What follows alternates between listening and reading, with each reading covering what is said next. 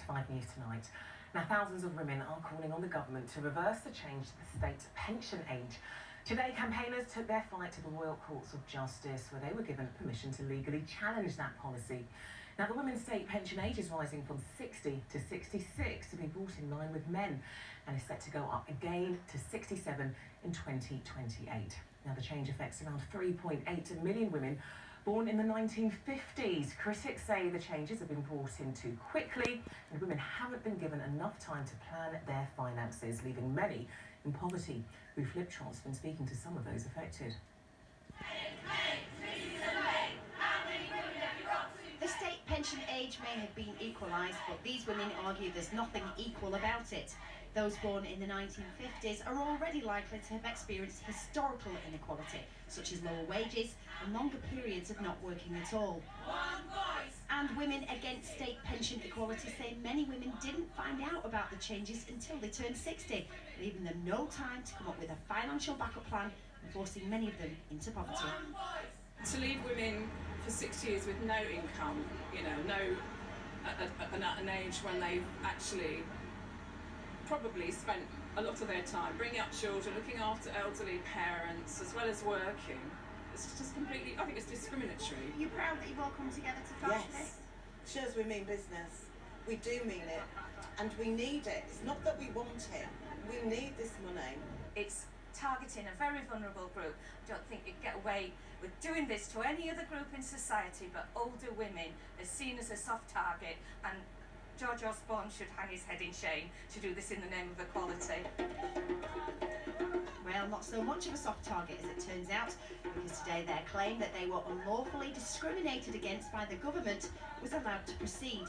Mrs Justice Lang said their case was arguable and granted permission for their claim to proceed to a full hearing with urgency. It was a decision that was met with plenty of celebration. Feels a bit like a party down here today, doesn't it? Isn't it? Yeah. Well, who could blame, a lot of women, about 3.8 million women are affected by this, so, there's all good reason to celebrate now. What do you think it means for these women to feel like they've been heard? Well, I think it's great. We've been chanting permission granted, and that's to bring our full judicial review. But it also feels to me like permission granted to have a voice, and it's about time. Having our pension stopped made me feel that I was nobody, that I didn't matter. Because I'd just been brushed under the carpet. Whatever I wanted, what I earned didn't matter. And now? Now I do matter. They're listening. They're listening, and when I say for me, I'm speaking for all of us. This, though, is just the beginning. The hearing will take place in January. And in the meantime, it was off to Westminster on the battle bus for some more protesting. Ruth Liptrott, 5 News. Joining me now are Dr. Davina Lloyd, who's from Backto60 campaign, Sheila Jones, one of the many women affected by this change, and pensions expert Patrick Bloomfield. Good evening to you all. Sheila, I'm going to start with yourself, and I don't need to talk about women's age, but I will focus on that, obviously, because of this story, and you are one of the women affected who are over 60, and you're saying that you stand to lose tens of thousands of pounds off the back of this policy change. Yes, I mean, I'm actually 65 now, so I have actually reached pensionable age just this year. I have lost almost 5 years worth of pension. I was expecting to retire at 60. I've had my pension age increased twice, first of all to 63, and then to just short of my 65th birthday. Now, the way this loss has affected me personally is I'm a nurse, and I actually had 2 part knee replacements.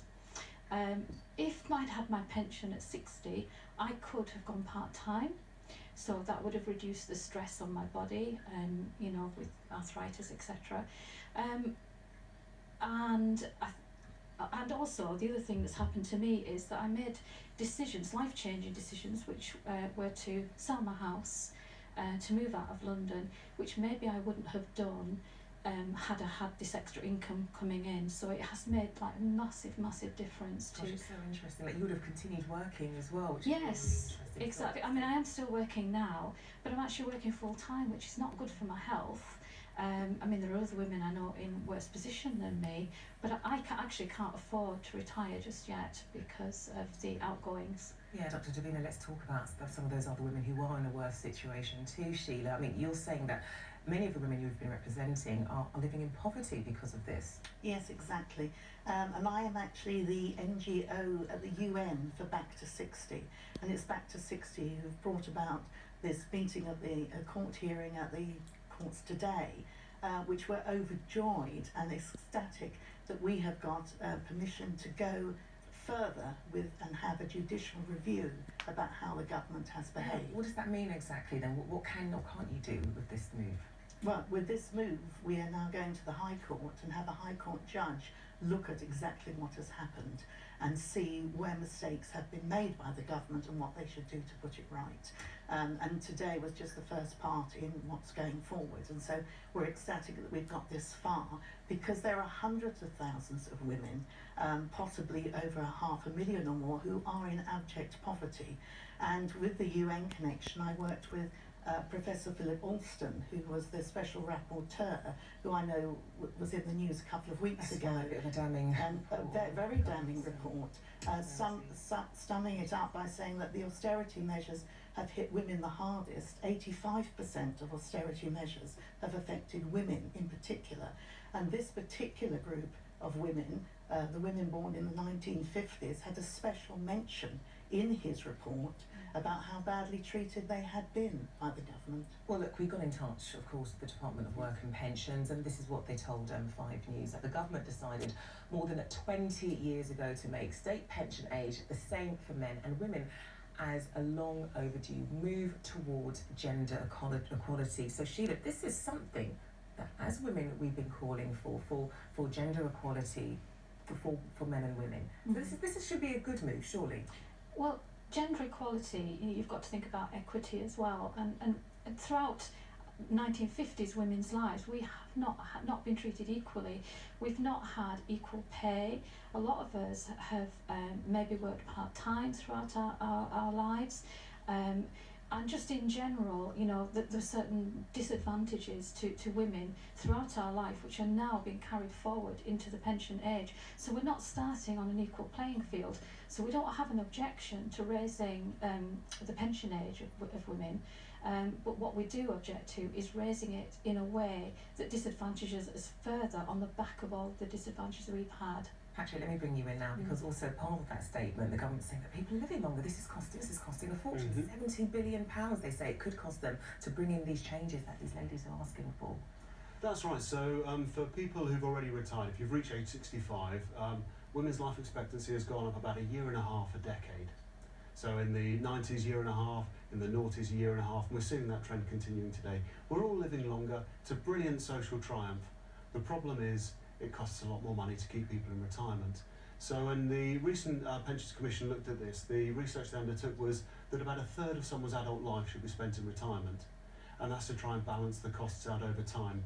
The current cost of pensions, about £100 billion a year. The only thing the government spends more money on is the NHS.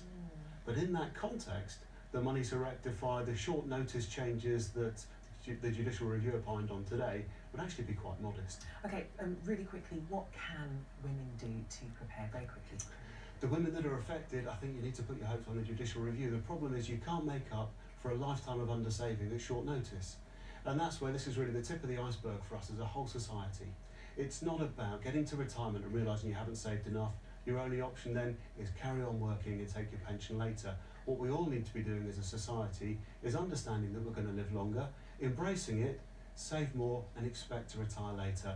What you shouldn't do is wait till the last minute and then make some sudden changes, and that's the change that's been forced upon ladies born in their 50s. Well, as I say it again, I'll just repeat what the Department of Work and Pensions said. They've actually, this is something the government brought in 20 years ago. I think that's what the judge decided today. Was the reason we could go ahead was exactly on that issue, that we did not get notice, and that's why we were given permission to go ahead with the judicial review. Okay, Dr. Davina Lloyd and Sheila Jones, I do apologise for that ending there, and okay. Patrick Bloomfield, and thank you so much.